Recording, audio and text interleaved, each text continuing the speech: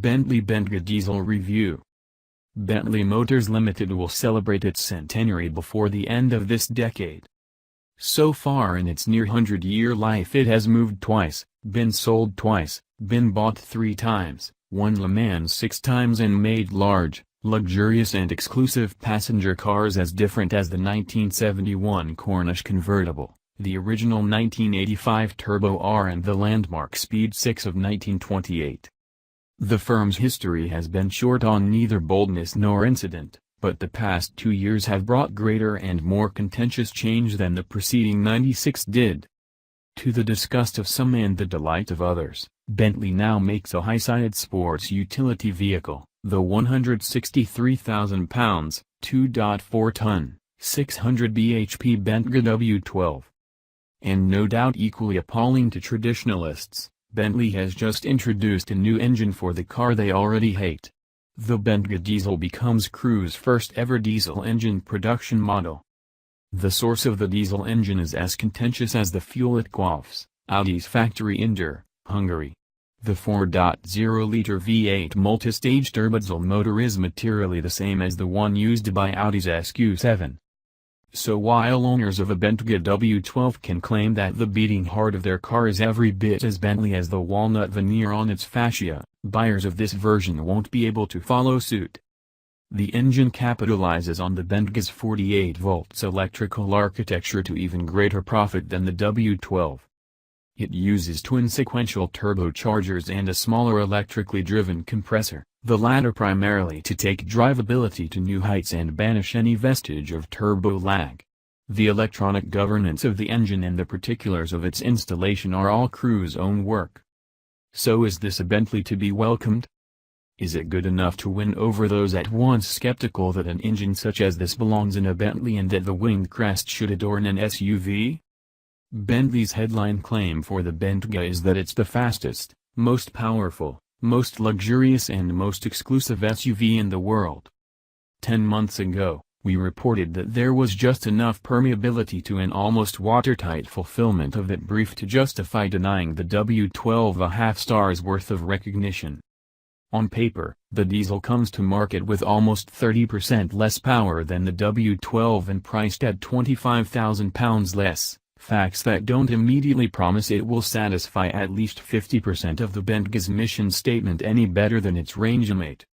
But a delve into this car's particulars reveals some of the ways in which it might upstage its petrol counterpart. Torque is the first of them. The 3956cc triple-charged V8 in the Bentayga diesel produces precisely the same 664 pounds-foot as the 5950cc twin-turbo W12 in the regular Bentayga. But while the W12 needs 1,350 revolutions per minute on the tacho to make it, the V8 diesel has it on tap from just 1,000 revolutions per minute, or, as near as makes almost no difference, from idle.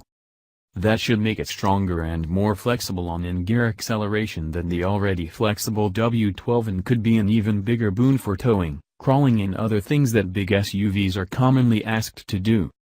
The 8-speed automatic gearbox in the diesel is identical to the one in the petrol, right down to individual gear ratios and final drive. Like the W12, the diesel sends its power to all 4 wheels via a torsion center differential and an open rear differential, with electronic torque vectoring doing some of the job that a locking axle diff might otherwise do. Bentley's modifications to the Audi V8 diesel are confined mainly to ECU software changes. Anxious that this car sounded and felt like a Bentley first and a diesel a distant second, Cruise engineers have softened the sound of the V8's combustion and fitted intelligent engine mounts and lined the engine bay and transmission tunnel with even more insulation than a W12 gets. Fans of the Audi SQ7 may wonder why that car's 4-wheel steering system and its optional locking sport rear diff haven't been adopted. According to Bentley engineering chief Rolf Freck, it's because the systems aren't mature enough to suit the character of a Bentley yet, but we never say never. This engine, in slightly different states of tune, has gone up against our road test benchmark in gear twice already, in the Audi SQ7 and the Porsche Panamera. We knew, therefore, how unlikely it would be to let Bentley down, even allowing for the Bentayga's 2,645 kilograms weight and cruise standards on drivability and mechanical isolation. What we didn't reckon on were where those standards would take this car above and beyond the refinement we've already experienced elsewhere. The diesel is astonishingly smooth and quiet.